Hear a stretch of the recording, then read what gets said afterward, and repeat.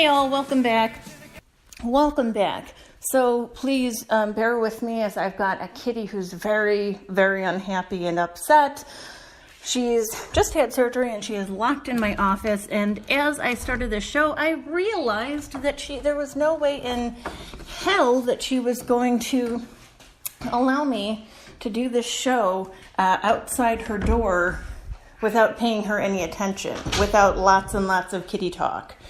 So I am now in my office letting Kitty out of her cage where she's recovering from her surgery so that hopefully she won't interrupt us with lots of kitty talk, right, Tubbles? Lots of kitty talk. Kitty talk. That's what we could call the show, kitty talk. So we're going to talk today about sort of the nuances of abuse and Stockholm Syndrome. For those of you who don't know what Stockholm Syndrome is, so a really good example of Stockholm Syndrome is the Patty Hearst situation. And I'd like for you guys to Google this. If I remember to, I will put a link to Patty Hearst Stockholm Syndrome in the description box here. If I don't, feel free to remind me. I've always got, a million things to do with my business. Trinity SS Wellness. Yes, that was a shameless plug. Check us out on Facebook. Check us out on all social media platforms at the symbol B_well_Trinity. If you are suffering from abuse, if you are trying to remove yourself from an abusive situation, if you feel that you might be with a toxic narcissist, sociopath, or other cluster B, or if you're simply trying to improve your life or improve your business, improve your profits, improve your public speaking, improve your relations with other people, perhaps one of our services is right for you. I personally feel like you can't put sort of a number value, and I don't charge, tons and tons of money. This is just my personal view, that you really can't put like a number value on self-improvement, on business improvement. And certainly you can't put a number value on being able to get out of an abusive relationship. So let's segue back into the topic at hand.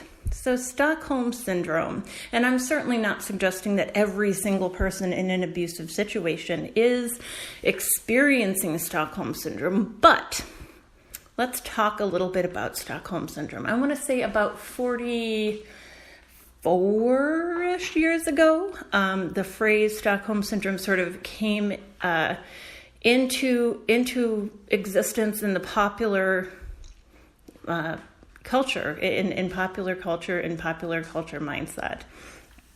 And it is very closely associated with the Patty Hearst kidnapping. Now, I'll give you a little bit of background on this for those of you who do not know or who are not familiar with this situation. So, William Randolph Hearst obviously was a big newspaper person, a big media person, and his family was very wealthy, still is very wealthy.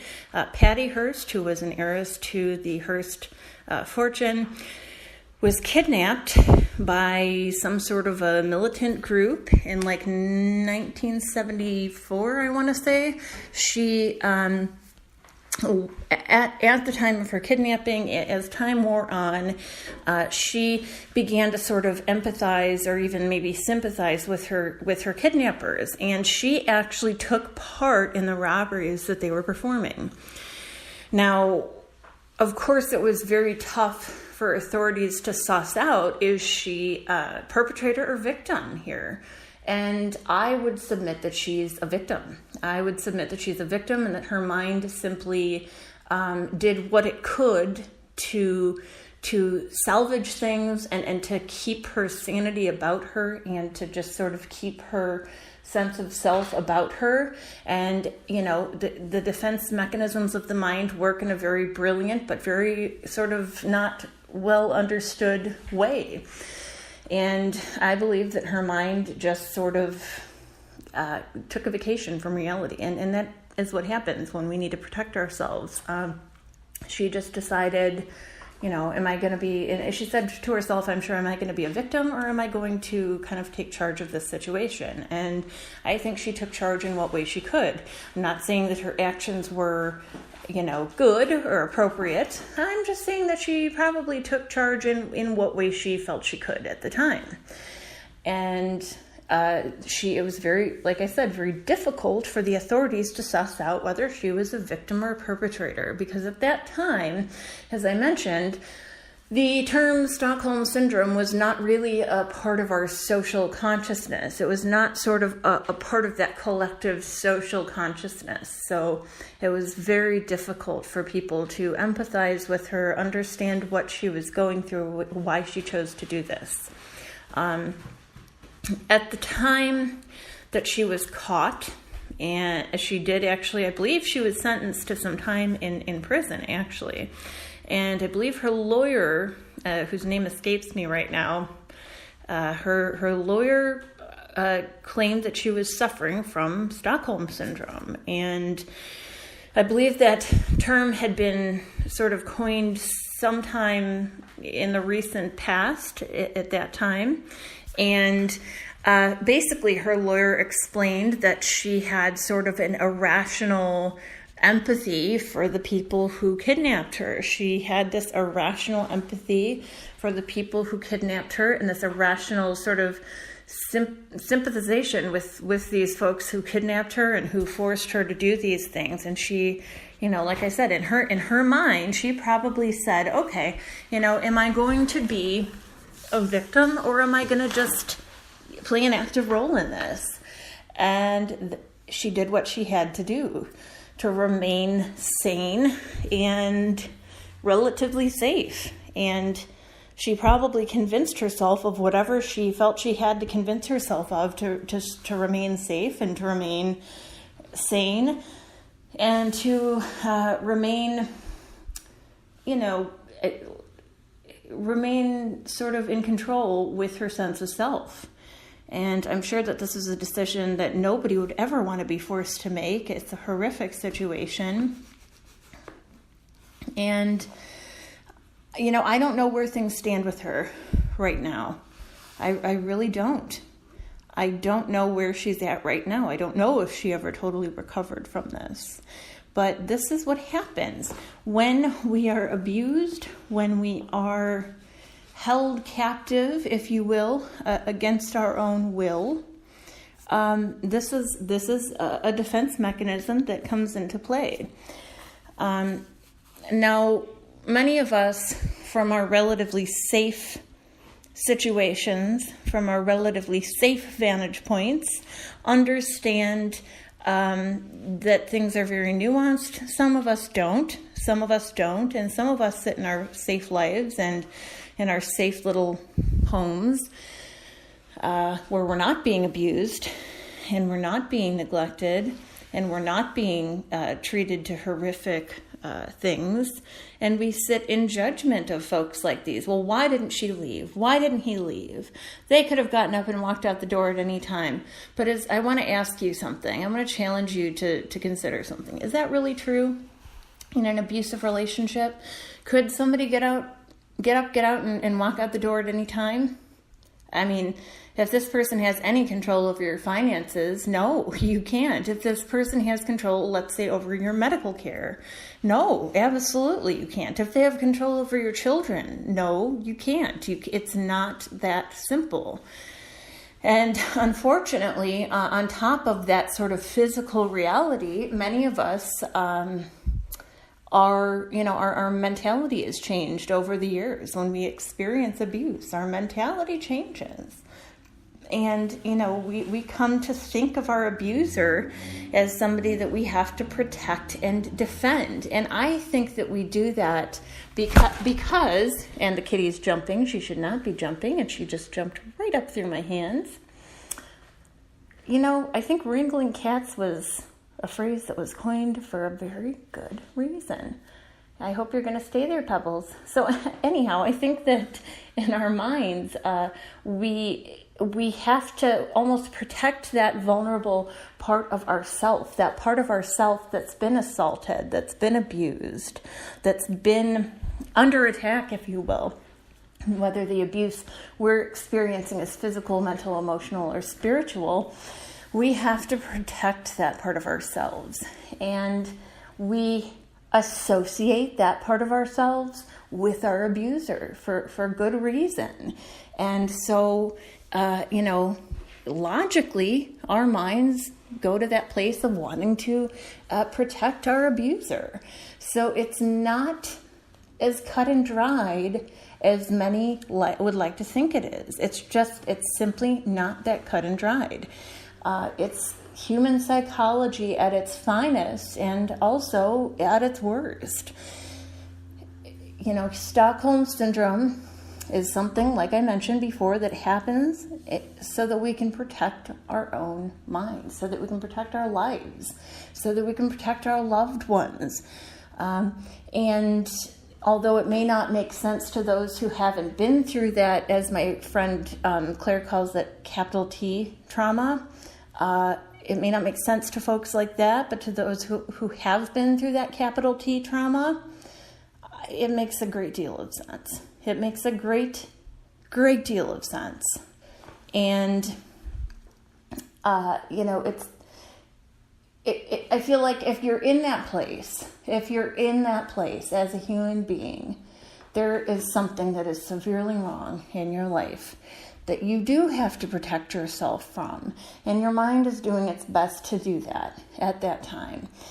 So rather than judgment, rather than, aspersions being cast upon people who are going through this, it's best to show some empathy and show some compassion and to just let folks like these know, hey, we're here for you. We're here for you. And, we're concerned about you. We're here for you. How are you doing? We want to know what's going on in your life. I'm here anytime you need me. That's the best thing you can say to and do following what you're telling this person. You need to back it up with action for folks who are going through abuse. And again, I say abuse is not simply a physical action. It's not a punch or a kick, although it is those things as well. It is also nasty words being hurled, slurs being hurled, gaslighting, trying to make somebody think that they're not sane or that what they're doing is not worthy in life, that what they're doing is unimportant, or that their sanity is just being called into question, really. If we're abusing somebody mentally, I think it leaves just as many scars as physical abuse. And of course, emotional abuse, indicating, through words, actions, and deeds that the person is not important to you or is not as important as you are, is also very damaging. And spiritual abuse, of course, is very damaging too. I would like for you guys to check out I believe it's on TLC, the TLC network show, Leah Remini's Scientology and the Aftermath. If you'd like to know a little bit more about, why folks stay in these types of situations and what constitutes abuse, please watch that show. It is well worth your time and energy. It will give you a huge return on that investment, certainly. And what she and Mike Rinder are doing on that show to try to expose the cult of Scientology is absolutely critical, and it's amazing. Of course, I spend quite a bit of my time talking about cluster B personality disordered individuals. Well, a great example of the sort of abuse that these folks can cause and can perpetrate is what's going on in the in the cult of Scientology.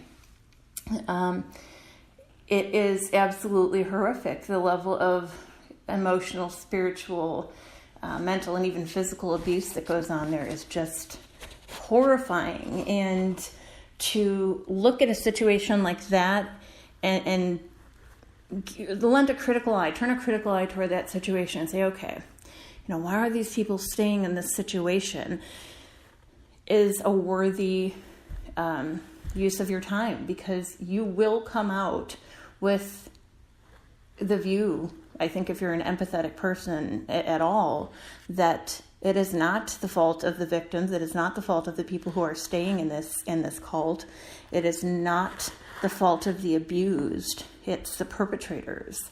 And, don't ever underestimate the power of gaslighting, of trying to convince somebody that they're crazy, that what they're thinking or doing with their lives or saying or feeling at any given time is not worthy or is not based in reality is, about the worst type of abuse that there is. To try to convince somebody that, up is down and down is up is not as difficult as one would think. If you live with somebody, if you are emotionally invested in someone or something, whether it be a person or whether it be something like the cult of Scientology, it really changes the situation. To look at something like that, to look at a situation like that from the outside is one thing, but, to go through the gaslighting step by step and to process that and to sort of make that a part of your reality is something that could happen to anybody. And that's really something I want everybody to take away from this. Gaslighting can happen to anybody. Abuse can happen to anybody. And it doesn't mean that you're not a worthy person if you're being abused, if you've chosen to kind of go along with that abuse rather than fight it. I do want to challenge you to, see if you can take some action steps toward making your life a bit more livable for yourself and potentially considering, leaving the abusive person or situation in your life. But it's very easy to see why people don't do that and why people get caught up in the gaslighting. And gaslighting is just that. It's when somebody else, like I've talked about a few times already, it's when somebody else tries to convince you that you are not sane, that you are not correct, that your life doesn't matter, that your choices are poor. Well, when you hear that over and over again, when you're treated to that kind of abuse constantly, the only way that your mind has of protecting itself is sort of by turning against itself and starting to believe all of that, okay? You start to sympathize and empathize with your abuser. You lose your sense of self. You become an extension of your abuser. And in the case of something like the cult of Scientology, and I will not call it a church, by the way, it is a cult. We will call it what it is on this show. To belong to a cult like that is to lose yourself and to just become an extension of Scientology. And that is exactly what happens on that, smaller sort of microcosmic level of like an abusive relationship or an abusive work situation. You are becoming an extension of your abuser. You are no longer Dominique. You're no longer John or Sarah or whoever. You are an extension of the cult of Scientology. You are an extension of your abusive partner. This is what we call narcissistic extensions or sociopathic extensions. You've lost yourself and you've become an extension of this abusive person or situation. And that is a really scary place to be. I know a few years ago there was a situation where a football player was caught punching his wife in an elevator, and the wife didn't leave, and people were thinking, oh, what an idiot, she didn't leave him. You have to understand, to us, seeing this one instance of abuse is really jarring, and we think, well, what the fuck? This person should have left immediately. Well, for this person, the abuse probably didn't start with a punch. It probably started with angry words. It probably started with downputting, with gaslighting. And then kind of, it's like a frog slowly being boiled. You turn the heat up a little bit, the frog stays in the water. You turn it up a little more, the frog still stays in the water. Now, had the frog jumped from, air into a boiling pot of water, it would jump the hell out of there. Of course. But think of it that way. The frog didn't jump into a boiling pot of water. It jumped into a room temperature pot of water that slowly went up in heat. And this is purposeful. This is what abusers do. This isn't a coincidence. This isn't an accident.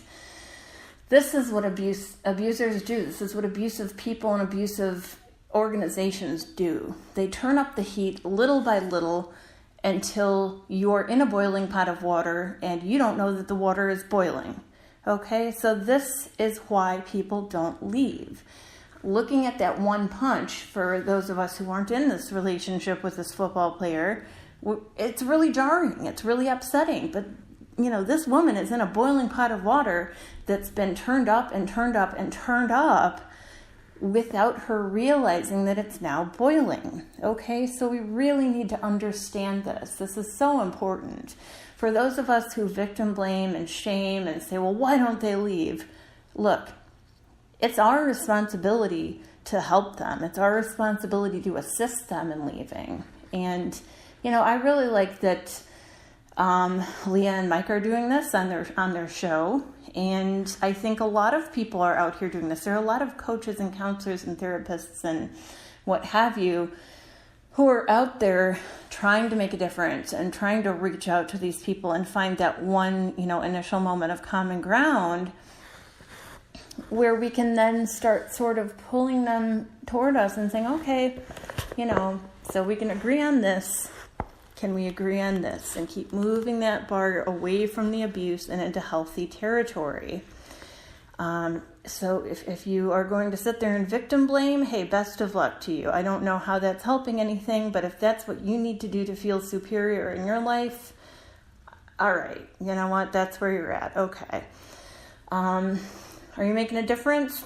No, you're not. Let's be real, you're not. But if that's where you're at, okay. However, the situation is a lot more nuanced than that, and to really make a difference, we need to meet these people where they're at, find some common ground, and start walking them back toward reality, and walk them slowly on that journey back to health, and help them to get out of these abusive situations. Even taking one step in our direction is like leaping over the Grand Canyon for these people. So some empathy and compassion and understanding is really, really important. And it's really what they need more than anything. So I'm going to leave you with that. And I'm going to let that marinate for a little bit. Let that simmer. And I hope that some of you have connected with what I've been seeing here. And I do really want you to take a moment. I'm not affiliated in any way with the show, but it's made an impact on me. And I'm glad to see that Leah Remini's Scientology in the Aftermath is out there and that they're doing this good work, because I do this on a one-on-one level every day with my clients. And to see this happening on such a large scale, and to see this large scale, abuse organization, this abuse cult being dismantled brick by brick by a former victim is really powerful. So check it out. And if you feel that you need some individual help, I will leave you my business contact information here. Don't fret, you're not alone. Many people have been in your situation, or a similar situation, I should say.